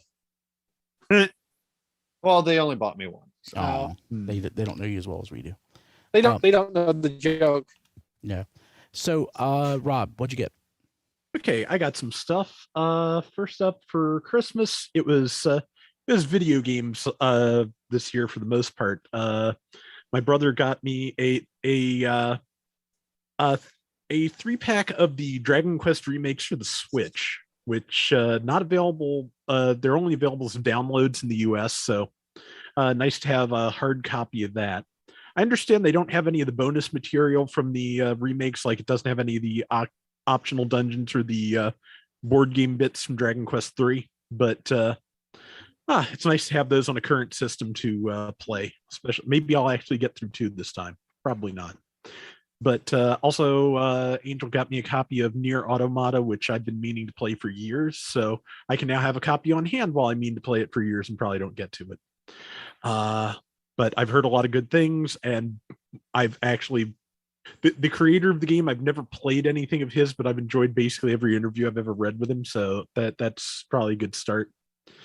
Then I got myself Disgaea 6 because that went on sale for like $40 on Amazon. So, that's a fun series. I always enjoy it. And in terms of actual toys and things, I got myself the high grade Universal Century Moon Gundam, which is another design I was not big on originally, but having it in Gundam Battle Operation 2 kind of grew on me.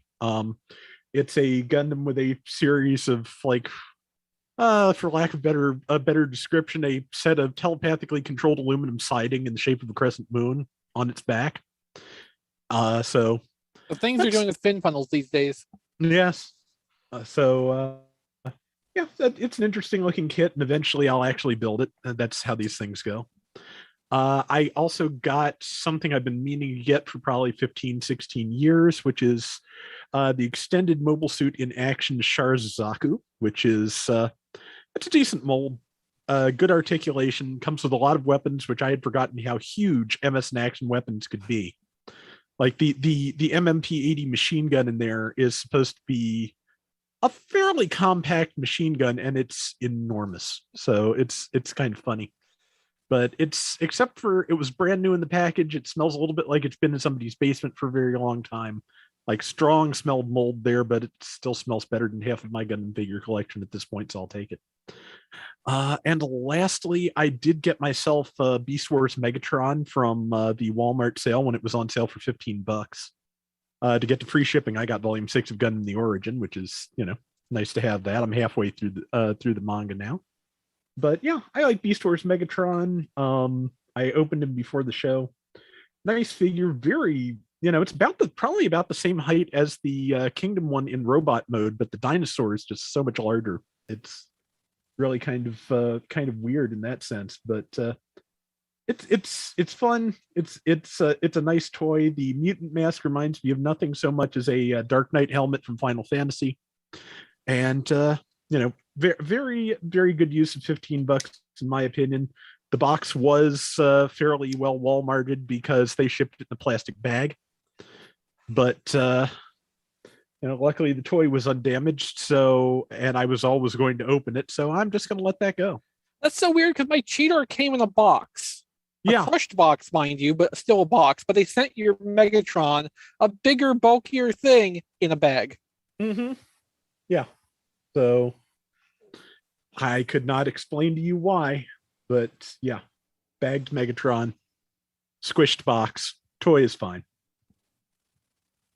And I think that's everything I can remember. So let's just call it there. Okay, so actually, I'll just jump on that from right there. So my Cheetor, I got the clearance Cheetor. I got the clearance, I guess all 4 of them. Cheetor came in a box. Optimus Primal came in a box. Megatron came in a box. These are my to open ones, even though I didn't. They just went into storage, but they will get open eventually. Rat Trap came in a box. And I'm like, oh, great. But I opened the box and there was another box in it. It was a much smaller box with the top of the box, open. And it looks like somebody took my rat trap and just shoved it into the box to make it fit into the tiny box, bending and warping the card, and then put it in a bigger box that would have fit just fine into. I don't understand. So in other words, someone looked at this as they were packing it, went, wait, if I put it in this box, the card won't be damaged. So let me get a smaller box to put in there and shove it in. That's what it seems like. Yes. Wow. Yeah. So I got those for Christmas. We were Christmas shopping. I don't think we were Christmas shopping at Dollar General. I think we were looking for a bag for somebody. But I saw a Transformers wall applique, whatever you want to call it. It's like a fat head, but they're small. I don't have them handy. I have no idea where they are, but I picked them up. I picked up like 5 of them. They were like $1 each. Is it like the evergreen stuff? Yeah, evergreen stuff. Yeah. My wife for Christmas threw some Transformers stuff into my Christmas gift, and it's I guess it came from Dollar Tree. It's Transformers sticker sheet, 96 stickers.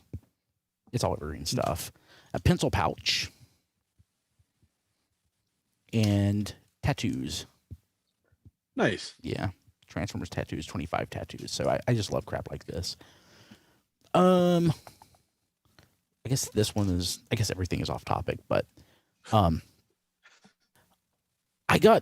I've pre-ordered. I've been sort of dipping my toe into other toy lines or adjacent to things I collect. I collect basically Transformers, G.I. Joe, some Marvel Legends, some DC stuff, and that's basically it. Ninja Turtles, wrestling, Masters of the Universe. I'll shut up. But I got that one Hot Toys toy this year and absolutely hated it. I'm never buying another one. I sold it at a loss to get rid of it. I hated it.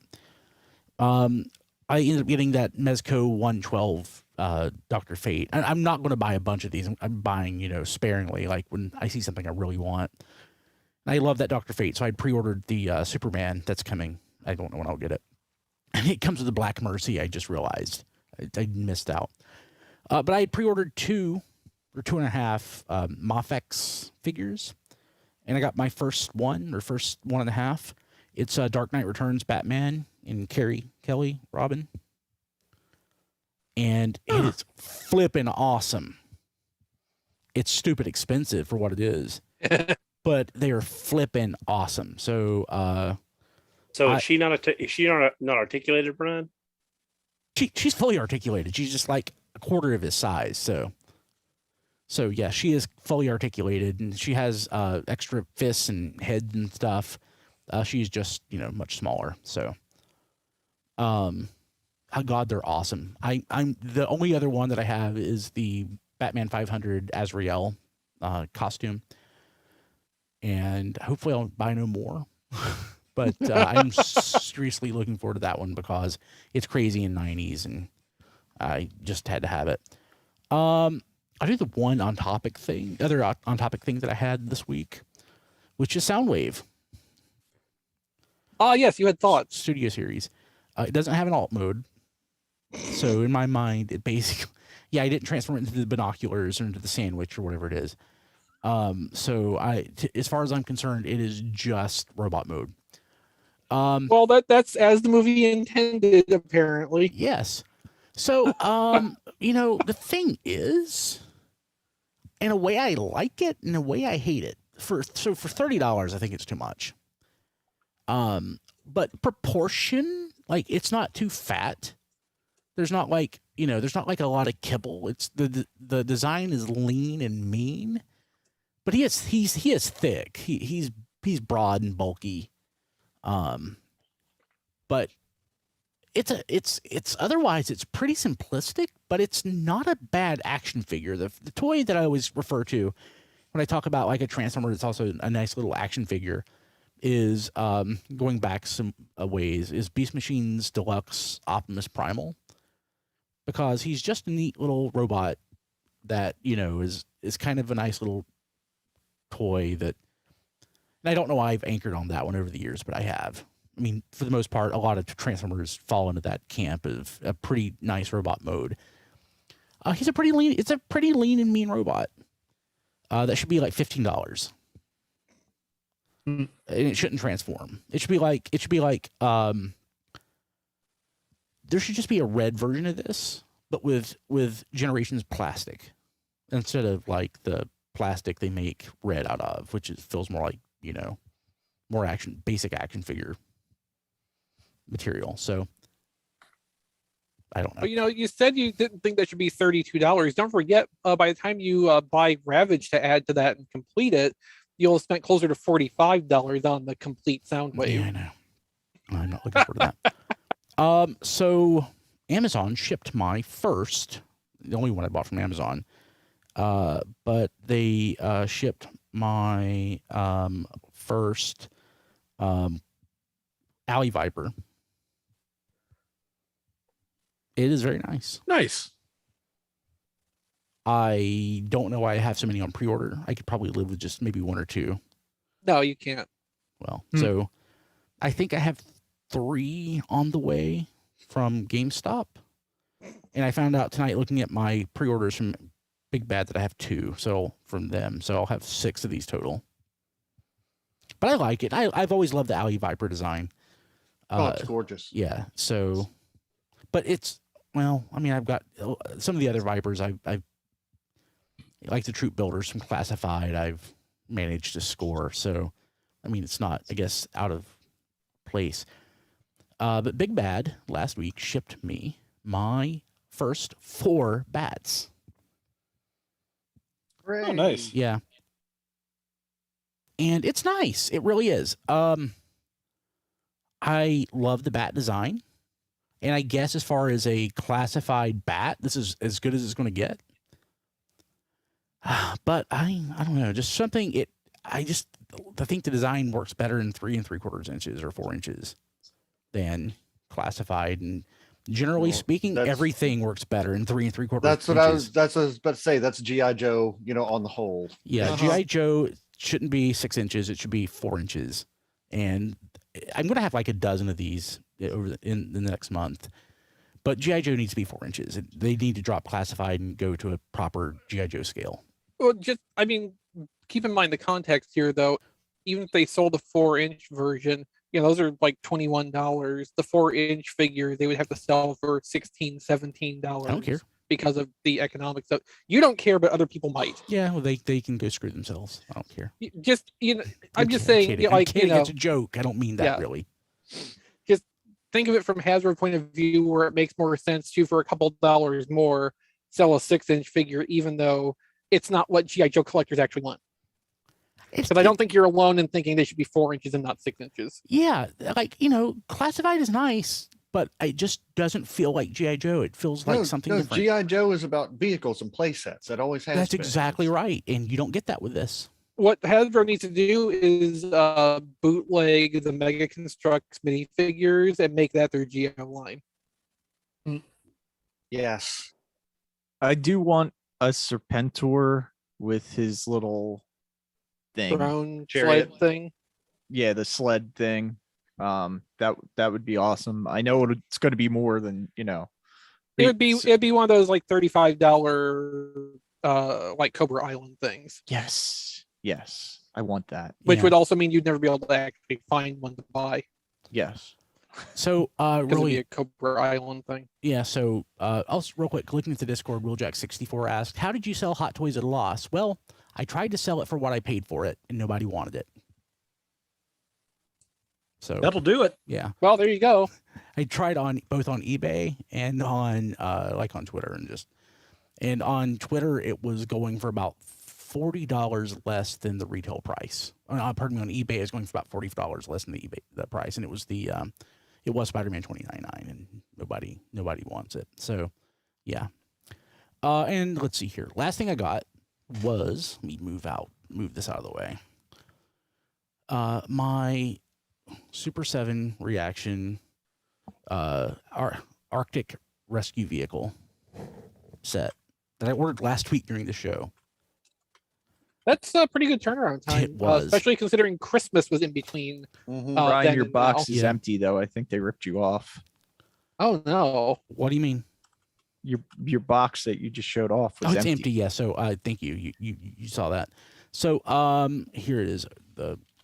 internal stuff with the toys. So the biggest issue with it is its reaction, and they mostly suck. But considering this, it's not something you want to play with and just look at. It's pretty phenomenal. Are the dogs articulated? Yes. They have 4 points of articulation. Ooh, do they have more than that?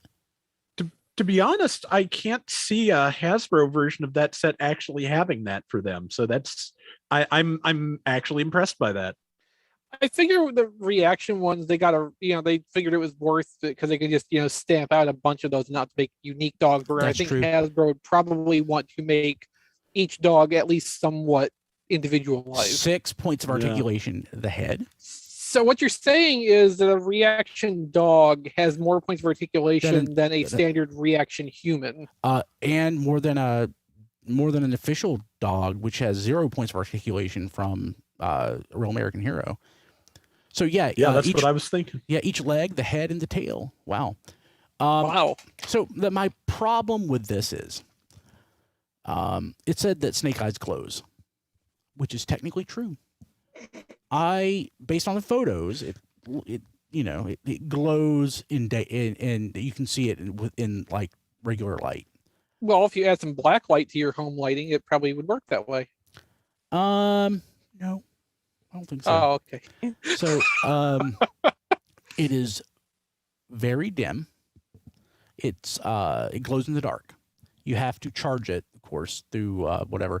It's red, which I don't know that I've ever come across a red glow in the dark. It's unusual, but it has existed for a long time. So I was squeezing the arms together. I was squeezing the legs together. I was trying to tap the head, and there's nothing in the instructions on how to get the thing to light up. And based on photos, I seriously thought that it had a LED in it. Then I turned off the light, and I'm like, no, it's still not on. And I had even held it up to the light. So I held it up longer, and I saw it very, very dimly lit in the dark. And so basically, I pulled out my. Normally, I try to charge something like this with either like a ultraviolet flashlight or, whatever I have handy, but. What I had handy was my violet laser. And boy, that thing lights up when you throw a violet laser on it. So although from the video you put on Twitter at BKilby, it seemed like it's still the glow still wore off real fast. It wears off incredibly fast. It is it lasts like just a few seconds. Yeah. So yeah, technically it does glow. And that was the reason that I bought this. I mean, it's pretty awesome too, but the fact that it glows was the real reason. I kind of feel cheated by it, but it looks amazing. And it's crazy. But yeah, I really wanted it to be like an LED. And I finally put two and two together here and realized I had the anniversary version of this concept from the Mass Device set once. That's one of the things I wound up getting rid of. Oops. Yeah. Radioactive Snake Eyes. Yeah. Yeah. So I was totally expecting it to be a little more bright, and but otherwise, it's pretty great. I guess I don't know if it's worth $75, but actually. Well, I mean, if you figure that the reaction dogs have more articulation than the standard reaction figure, and they're 15 apiece, it prices out pretty well. Yeah, actually, I'm doing the math right now, so we're looking really probably at $140 ish. So, and Blade says that he regrets selling his Mass Device. I still have my Mass Device, and it's pretty great. Yeah, I never got quite the whole thing, and I just sold off a lot of my 4-inch G.I. Joe stuff. I think I even went stupid and sold off my Cobra Island Alley Viper. Shame, I really like that figure. I think the only thing I sold off was it Recondo? One of those figures went for a stupid amount of money. I don't remember what it was, but maybe it was Alpine. It was one of those, that vintage. But yeah, so that's what I got. Okay, so hey, Amazon link, tfradio.net/Amazon, buy something. please. And if you're a patron at the touch tier, you can of course be on History on the Fives with Rob. That gets posted that gets recorded and posted every week. It's awesome. And patrons at the touch tier also get mentioned every week on the show, and we'll do that now. Kevin Dorsey, Ryan Bona, Emmett Sresovich, Rabbits, Hector Bones, Ness. Now I almost wore a Ness shirt today. I actually, so let me take that back. I was wearing a Ness shirt today, which was the social distancing 2020 champion shirt, but I was going to wear the White Leo shirt, but I ended up wearing my GoBots shirt instead, but I have coffee on it now. But I don't know if Ness got his store straightened out. I need to talk to him about it. I haven't heard any updates on that. Yeah, I was going to plug it, but it sounds like Yeah. last week his store got unceremoniously ditched. So, And they won't even tell him why. yeah, so hopefully that got straightened out. Isn't the internet great? Yeah, Yep. 'cause he has some awesome stuff. So Joey Russell, Jason Hiley, Mike Mallory, Jay Rye, Sean Hamilton, Jacob Owen Lucia. Jacob was making some great comments, dropping some truth bombs in Discord earlier. Boomer, aka Sean Bratton, Spider Bob, Tyrell Gwynn, Paul Schreiber, Rick Mahurin, and Blake Reynolds. Thank you all so much. You're awesome. You can find us online at places. tfradio.net has the links for everything. But if you're not subscribing to our YouTube channel, you should. That's where we got stuff. We've got lots of videos there. And I think my goal for 2022 is to I don't want to go in and record a bunch of YouTube exclusive content, but I want to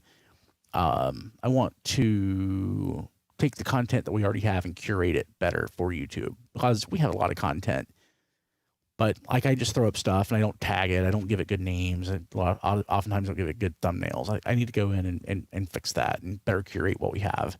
Plus we could have a lot more subscribers than we do. It's always been an afterthought. And to be honest, I hate YouTube, but we still put a lot of effort into posting content there. So, or we put a lot of effort into making the content, but no effort at all into posting it. Brian needs to fix that in 2022. But yeah, so at Twitter at TF Radio and at Facebook.com/TF Radio. I'm personally on Twitter at BKilby, on Instagram at Brian Kilby. You can find other stuff I do at briankilby.com, including my Christmas album, which you can listen to any month. It doesn't have to be in December. So I think I'm going to start on my new album in January, just so that, I get put more focus on it. I did it too quickly this past year. I think the best album I did was the one I did 3 years ago, which was the first one that I did with kids. With the kids, they hadn't destroyed my soul yet. So, so BrianKilby.com. John DeLuna not here, but he is at that John D everywhere. Rob Springer not here, but he is at Robo Rob on Twitter and at zonebase.org. Donald Ferguson is here, and he is at. Hey, I'm on Twitter at HMRC, the number 4 EVR. Diecast. I'm on Twitter at Diecast2. You can see all my reviews at tfradio.net/reviews. And you can also like my Facebook page at Reviews by Diecast and other places too. But those are the important ones. Cool. Chris. I'm personally on Twitter at ChrisRTXV. I can't say I'm doing anything interesting there at the moment, or at least nothing comes to mind. Why do you put me on the spot like this? I don't know. Anyway, for toy photography stuff, though, which I'm a little bit more focused on, puns. Playwithphotography.com has my collected works, including my just concluded 25 days of toy photography project, which you can find at playwithphotography.com/advent calendar. That's all one word. Where I went in for every day from December 1st through Christmas Day, posted a little gallery, sometimes not so little, unfortunately, of just things that seemed interesting that I wanted to share or call some attention to. And also some things that, as it turned out, I didn't like as much as I thought I did. But these are the things that happen when you just like plan out a whole month of content without really giving it much more thought. Then this is an interesting sequence. So that just wrapped up. I'm very happy to have some downtime after that. You can follow on social media at Play with Photos. That will some downtime now that I'm done with the daily updates for the foreseeable future. And if you'd like to throw some support my way, just some thanks for what I've been doing. You can hit me up on Patreon, patreon.com/photos, levels $2 per month. I also have an Amazon wish list. Christmas is over with, but my birthday's right around the corner, so it's always gift giving season in the XV's house. That's at tfradio.net/Chris. Cool. Rob. Okay, you can find me on Twitter at Rob Flails, which is the Twitter account for Flail Throughs, my YouTube gaming channel. I am covering Gundam games at the moment, but for the foreseeable future, with the exception of a couple of straggling videos from the one game I was covering, I'm down to doing 2, so it's a little bit more manageable. I'm also on sort of semi-vacation for the next week or so. I've got a bunch of guest videos from friends of mine lined up and ready to go, so that's allowed me to get back on track with G Generation Genesis for one thing. And if you want to check it out, youtube.com/flailthroughs is where you can go. Patreon.com/flailthroughs is where you can go after that if for some reason you want to give me money for doing that. And for $2 a month, you can request a specific mobile suit or request a custom character in G Generation Genesis. And if you'd rather just send me stuff, tfradio.net/playlist. Very cool. Okay, that's it. Hey, we went really long this week. Yeah. Next week will be longer. Yeah. Oh. Okay, we'll see you then. Have a good one. Happy New Year, everybody. Not for us. I'm gonna Recording roll 'cause my stopped. back is killing me. Okay. Good night. Oh, Ooh, feel better, Diecast. Thanks. Yeah, I The think, I think we're all chair probably doesn't gonna have. drop too. People watching live, we love you. Good night, everybody. We'll see you next week. Take care. Bye, y'all. How do I stop this? Hit stop here. Hit stop there. And hit stop there.